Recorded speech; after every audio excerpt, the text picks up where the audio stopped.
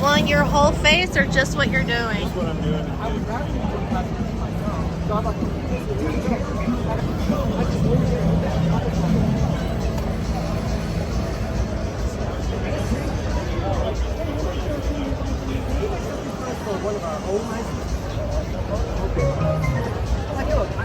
I'm not going to go and get to myself. We'll just hold it. I did a whole There were like all of a sudden now. Somebody worked out.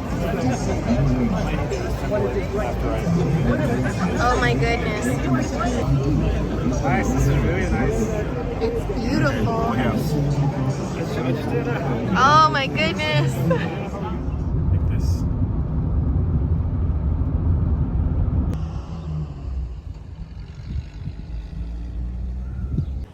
Currently about 3 hours into our trip to San Diego Comic-Con, and I am just below Bridgeport Reservoir. One of my bucket list items has always been to make it to San Diego Comic-Con, even if it's just as a guest, but I was actually hoping that someday I'd be able to make something for someone that would be on display there.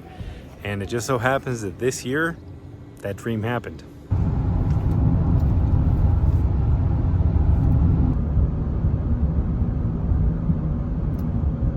Making a quick stop in Bishop to go to Shat's Bakery. This is the original.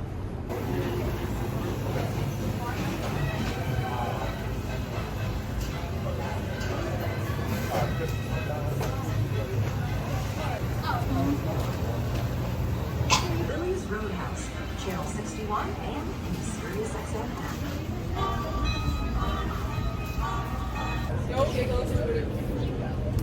I would have been eating that sandwich like.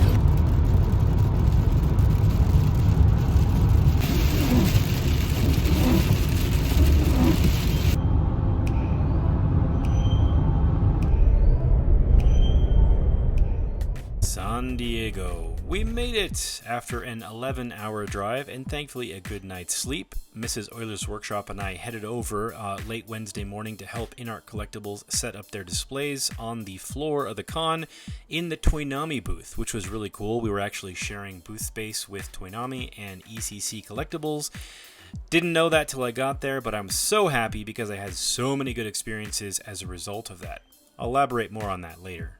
Left to right, we have Will Foxification there helping set up the display for Paul Atreides, Viper, who is lead designer at InArt Collectibles and hyper OCD perfectionist artist, which I can relate to, and Johnny, who you all know from the streams, who I have learned his full name is John Arthur because legend goes in his family they are descendants of the original King Arthur. So the story goes like this. On June 19th, I was contacted by InArt Collectibles out of nowhere, and I was asked if I'd be interested in building some display pieces for some of the new figures that they wanted to premiere live in person at San Diego Comic-Con 2024. Of course, I said, yes please, as this would fulfill two of my life goals, which was not only getting to Comic-Con, but actually having my work on display there someday in some capacity. I couldn't have asked for anything better to happen at an excellent time, and it was very, very, very much unexpected. When they pitched to me that they finally had gotten permission to proceed with the Bruce Lee prototype, and they wanted to have a dojo diorama made that represented his last film that he was making before he passed away, I of course jumped at the idea. I had actually never built a dojo-rama or dojo diorama before, and had already planned in my mind a lot of the techniques I was going to use over many, many years. This just happened to afford the opportunity for me to go ahead and execute those techniques, and it couldn't have been a more special set rebuild than this dojo. I know a lot of other films and games and designs have informed themselves from this set and from Bruce Lee's films, and it was incredible to be able to recreate this. I learned a lot in the process as well. Basically, this is all handmade out of wood. There are a couple of parts I had to have laser cut, really just for time. I had the shoji screen grid panels, grid sections, laser cut. I drew those in the computer, and the actual base under the floorboards I had laser cut so that everything would lay out perfectly, literally so that I could put round pegs into round holes and speed up the process so I didn't have to constantly measure and remeasure things.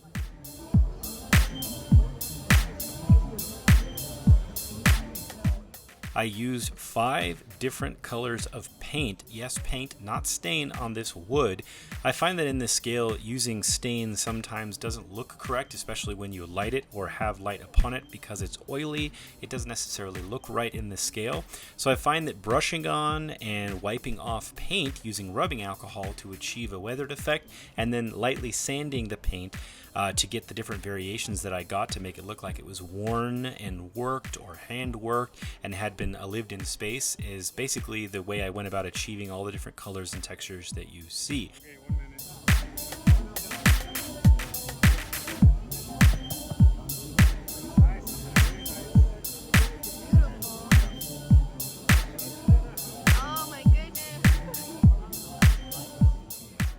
Make no mistake about this was not an easy task, trying to get all these color tones correct, or at least what I thought would look good in a case that still resembled the images from the film. And doing that under bright shop lights took a lot of patience and working things out.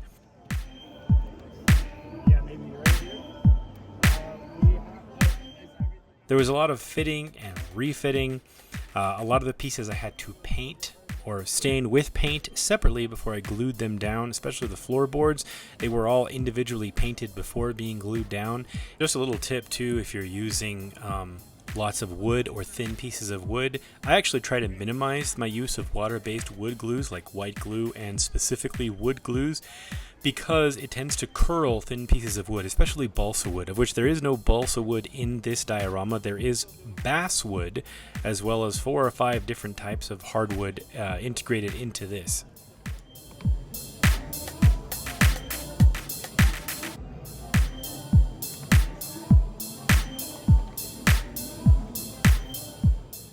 By the time I got to considering how I was going to go about doing that yellow drapery piece you see in the back, I really realized I had no time to pull out a sewing machine, try to remember how to use it correctly, source fabric, and yada yada yada. So I pulled up an image from the film of this yellow drapery, and I walked up and down the women's clothing aisle at a local thrift store until I found a yellow color fabric that I really liked, that seemed to be weighted correctly to get the proper draping effect once it was attached to the diorama.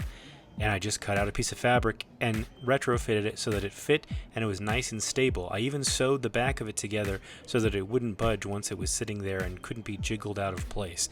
Worked out extremely well, and I will be using this problem-solving, time-saving technique in the future.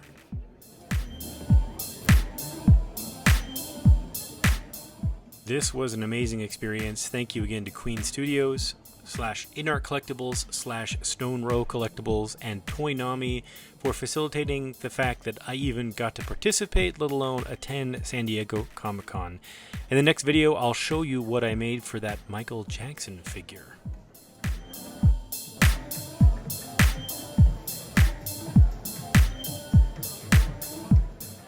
If there's anything I didn't cover in this video that you'd like to know about making this diorama, leave a comment below.